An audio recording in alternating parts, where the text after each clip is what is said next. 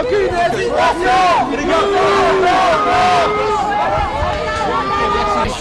On demande d'être reçu par le gouvernement, on n'est pas des chiens. Il y a un chômeur qui s'est suicidé il y a 2 jours, qui a essayé de se suicider en Pôle emploi. Ça nous rappelle vachement l'année dernière. Mais qu'est-ce qu'on fait en ce temps-là? On laisse les gens simuler dans les Pôle emploi, on en renvoie les flics quand ils vont être reçus. Les négociations inédites, elles se sont fait sans les chômeurs. Il n'y avait pas les chômeurs. Ah, il n'y avait pas les chômeurs. Il y a 5 millions d'inscrits à Pôle emploi. Il y en a la moitié qui est indemnisée. Pourquoi on a discuté sans eux? Pourquoi on a discuté sans eux? Pourquoi on demande juste à être reçu? Le Mouvement national des chômeurs et précaires, une organisation de chômeurs qui existe depuis 27 ans. Aujourd'hui, on est allé voir l'EPS à Solferino pour demander à être reçu par le gouvernement. En fin de semaine dernière, les négociations inédites ont été signées entre quelques syndicats et le patronat. Elles consacrent de nouveaux reculs pour les chômeurs, avec quelques maigres avancées. Notamment, on parle beaucoup des droits rechargeables, mais il y a aussi la baisse de toute l'indemnisation pour les chômeurs en général, de 57,4 à 57%, et d'autres mesures comme ça qui sont très graves. On a demandé aujourd'hui, on voulait être reçu par le gouvernement qui doit donner son agrément à cet accord. Le gouvernement s'est engagé à de nombreuses reprises, notamment Hollande en janvier, à ne pas toucher aux droits des chômeurs. Or l'accord qui vient d'être signé touche aux droits des chômeurs.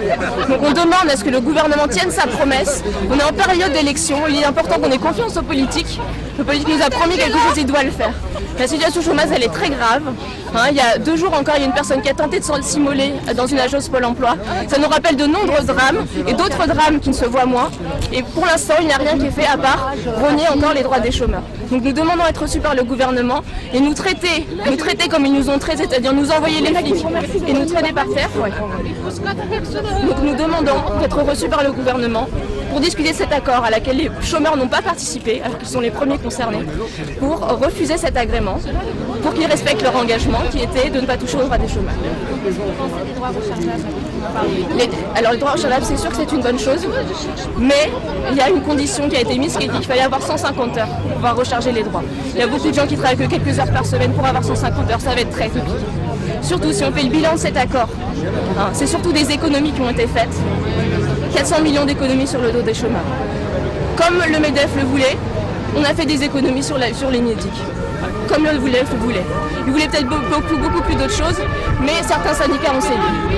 Donc les chômeurs sont attaqués une nouvelle fois dans ces négociations d'assurance chômage. Nous, ce qu'on demande, c'est un système unifié d'indemnisation du chômage avec un revenu garanti décent, tout le monde à 80%. C'est à minima de travailler sur les phénomènes d'indus qui sont très nombreux. C'est travailler sur des personnes qui ont quelques jours par mois et qui n'ont pas assez. Et c'est faire que tous les chômeurs aient quelque chose. Aujourd'hui, la moitié des chômeurs sont indemnisés. C'est trop peu. C'est trop peu. Pour nous, les chômeurs ne doivent pas être doublement victimes.